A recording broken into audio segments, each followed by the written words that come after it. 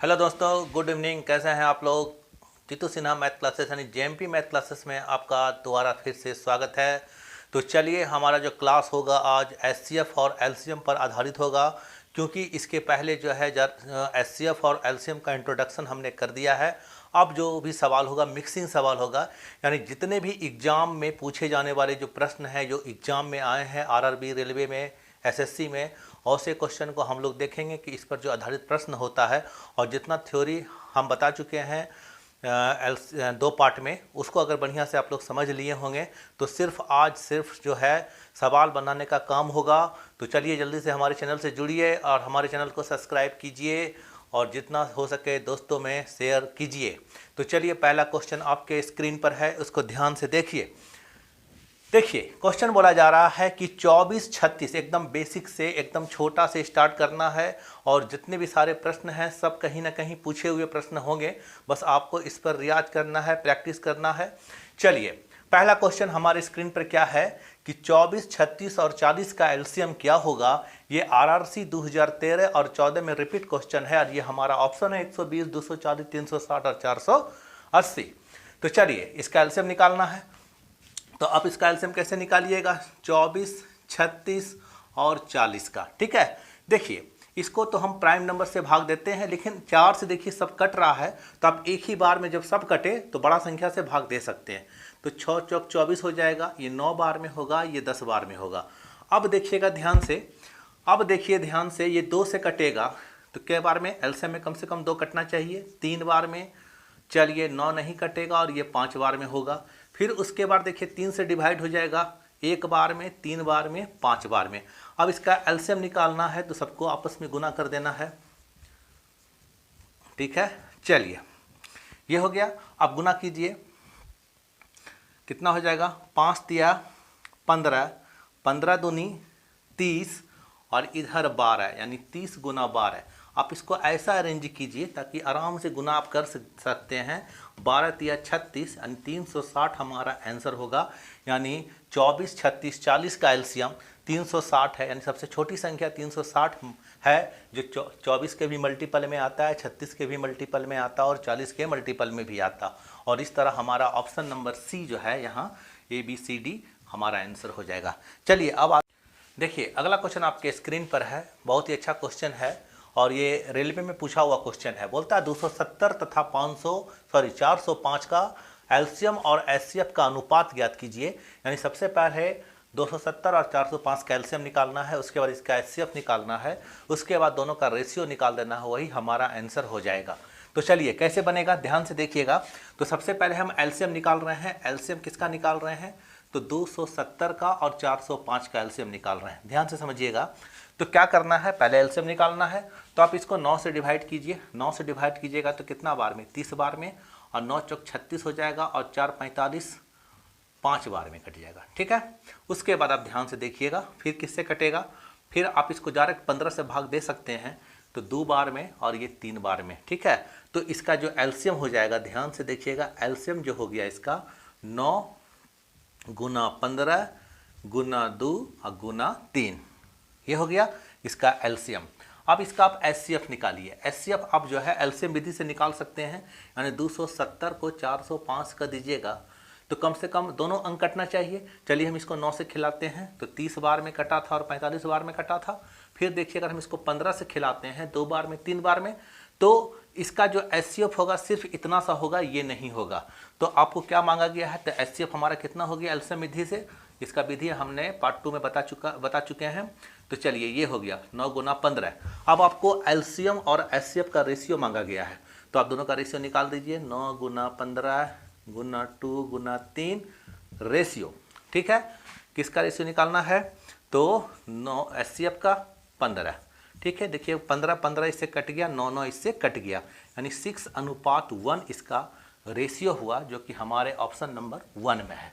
तो इस तरह से इसका आंसर हमको प्राप्त हो गया। चलिए अगले क्वेश्चन पे हम लोग आते हैं। अगला सवाल हम लोग के पास है, क्या है, बोलता है कि 2/3, 8/15 और 10/21 का एलसीएम ज्ञात कीजिए, और ये 2013 का रेलवे भर्ती बोर्ड का क्वेश्चन है। ठीक है, चलिए तो क्या करना है, तो हमको एलसीएम किसका निकालना है, 2/3, 8/15 और 10/21 का हमको एलसीएम निकालना है। तो इसका सूत्र आपको पता है कि ऊपर वाले का एलसीएम और नीचे वाले का एचसीएफ। जब इसका एलसीएम मांगा जाए तो ये अंश और हर है, यानी फ्रैक्शन के फॉर्म में रहे तो अंश सभी अंशों का एलसीएम और सभी हरों का एचसीएफ। लेकिन अगर इसी का अगर आपको एचसीएफ मांग लिया जाए तो ऊपर वाले का एचसीएफ नीचे वाले का एलसीएम करके निकाल देते हैं, यानी जितना भी अंश है उसका एचसीएफ और नीचे जितना भी हर है उसका एलसीएम। तो यहाँ चूंकि मांग लिया गया है एलसीएम, तो 2, 8, 10 का एलसीएम निकाल लीजिए। 2, 8 और 10 का एलसीएम निकालिएगा, कितना आएगा?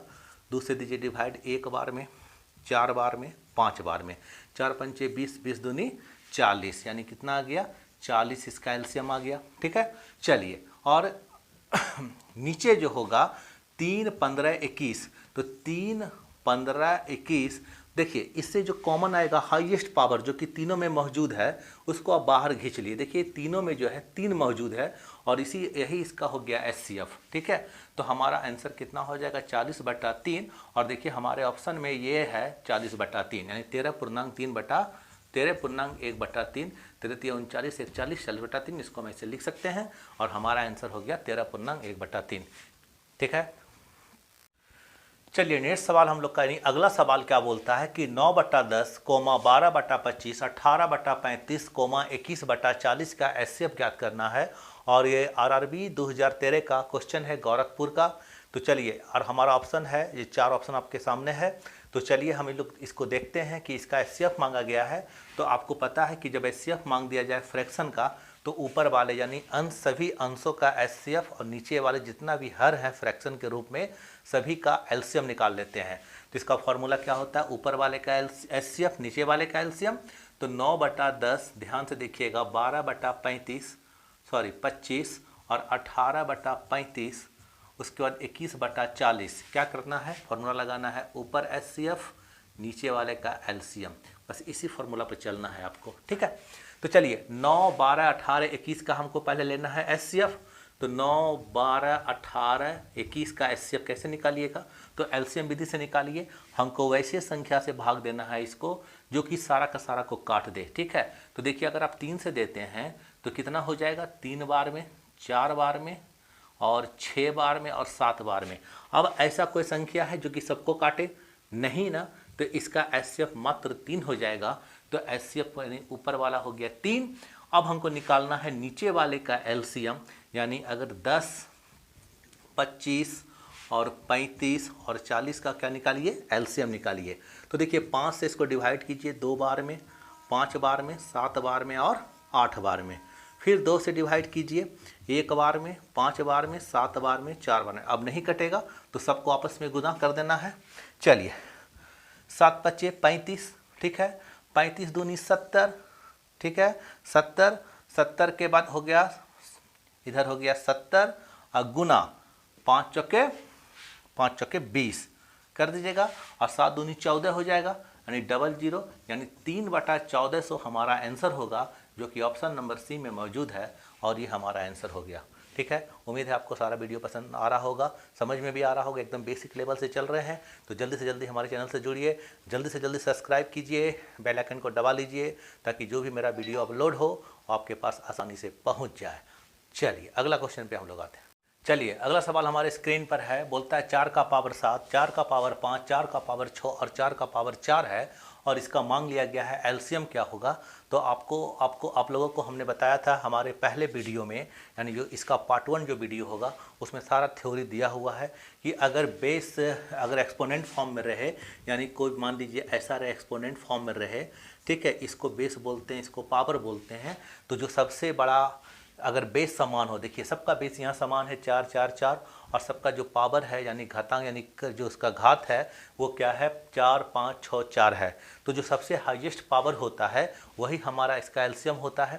तो चलिए तो इसका एलसीएम आप डायरेक्ट क्या कर सकते हैं, एलसीएम लिख के क्या करना है 4 लिख देना है और जो सबसे हाईएस्ट देख रहे हैं 7 है, तो है हमारा आंसर हो जाएगा 7। देखिए अगर आपसे यही एचसीएफ मांग देगा, इसका बोलेगा कि इसका एचसीएफ निकालिए, तो 4 लिख देंगे, जो सबसे लोएस्ट पावर है सबसे कम पावर होगा 4 का पावर 4, ये इसका एचसीएफ होगा। तो एलसीएम में क्या करना है, जो सबसे बड़ा पावर होगा बेस समान है तो वही उसका एलसीएम होगा, और अगर जो सबसे छोटा पावर का बेस होगा, ठीक है, वही उसका HCF होगा। ठीक है, चलिए अगले क्वेश्चन पर फिर हम लोग आते हैं। नेक्स्ट क्वेश्चन, चलिए अगला सवाल है हमारे स्क्रीन पर, बहुत ही अच्छा सवाल है। ऐसे भी प्रश्न बराबर एग्जाम में पूछे जा रहे हैं आजकल। तो देखिए क्या है, तो आप यहाँ देख रहे हैं ये प्रश्न में जो है तीन गो ब्रैकेट में बंद है और उसके अंदर है जो लिखा हुआ है इतना सा पार्ट, इतना सा पार्ट और इतना सा पार्ट।